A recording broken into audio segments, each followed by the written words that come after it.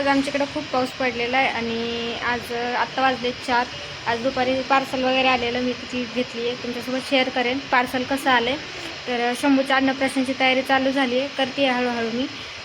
म्हणजे ऑनलाईनच घेते आहे, बाहेर तर काय जाऊ शकत नाही. आणि बाकीचं म्हणजे ते जातील बाहेर, सांगाल मी त्यांना, मग बाहेरचं जे काय आणायचं ते आणतील. सो आज पाऊस पडला आहे आणि मला असं वाटलं की कांदा भजी बनवावी त्यांच्यासाठी. सो येतील आता ते 10-15 मिनटात. तर म्हटलं चालू तर करावी, तोपर्यंत म्हणजे येईपर्यंत माझं सगळं तयारी वगैरे होईल. सो वातावरण बघा कसं झालं. तर हा बघा कसला पाऊस पडला आहे, पूर्ण झाडाची घाण इकडं आली आमच्या इकडे. मी आत्ताच साफ केलं तर हे पूर्ण घाण झालं.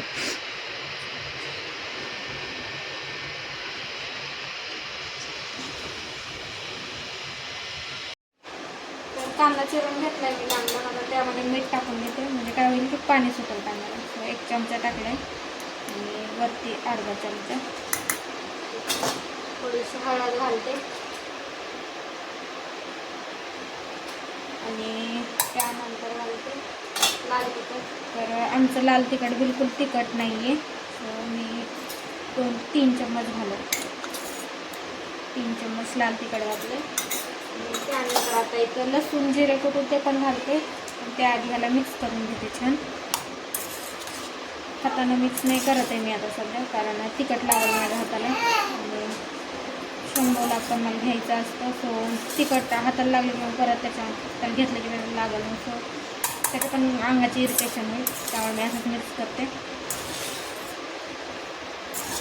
ठीक आहे, याला पाणी सुटायला आता एक 5 मिनिटं ठेवल्यानंतर आणि मग याच्यामध्ये बेसन पीठ टाकून घेते.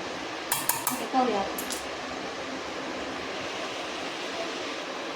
तर ते तिथं त्याला पाणी सुटेपर्यंत इथं काय करते मी लसूण वगैरे बारीक करून घेते. तर हा छोटा दगड घेऊन आलेली मी गावाकडनं, कारण खलबत्ता पण आहे पण हे जरा इझी पडतं मला पटकन, तर मी त्यामुळे असं करत असते.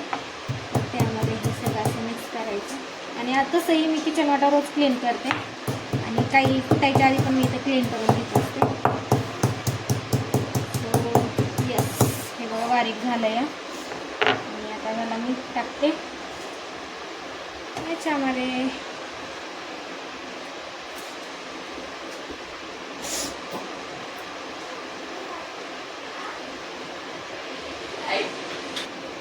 तर हे सगळं टाकलंच आहे. आता थोडंसं चिमूटभर सोडा टाकून घेते, एवढा,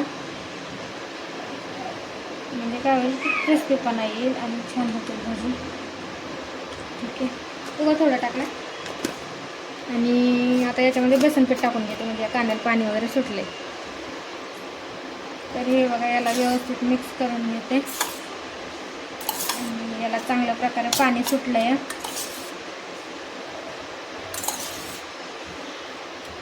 तर यामध्ये आता बेसन घालते थोडं थोडं.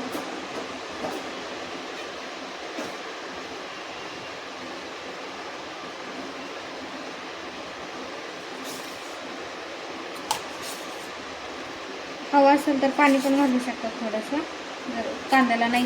आता मला एमर्जन्सी एवढी वाट नाही पाहू शकत कांद्याला पाणी सुटेपर्यंतची, तर पाणी पण घालू शकतात. तर मी थोडंसं घालेन, कारण मला पण वेळ नाही आहे जास्त ते यायच्या आधी तयार करायचं, कारण शंभू वगैरे रडायला लागला तर मग सगळंच राहून जातं.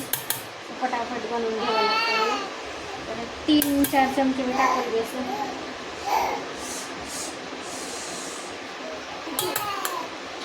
याला मिक्स करून घेते छान.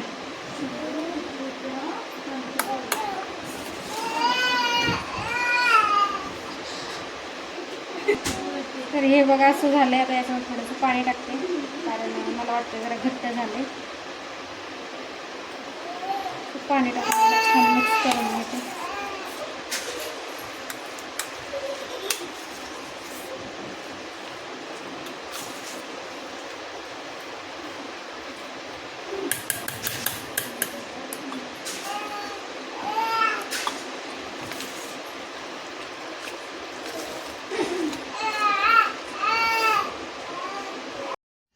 तर बॅकग्राऊंड आवाजला प्लीज इग्नोर करा, कारण यामध्ये खूप बॅकग्राऊंड आवाज येतो आहे.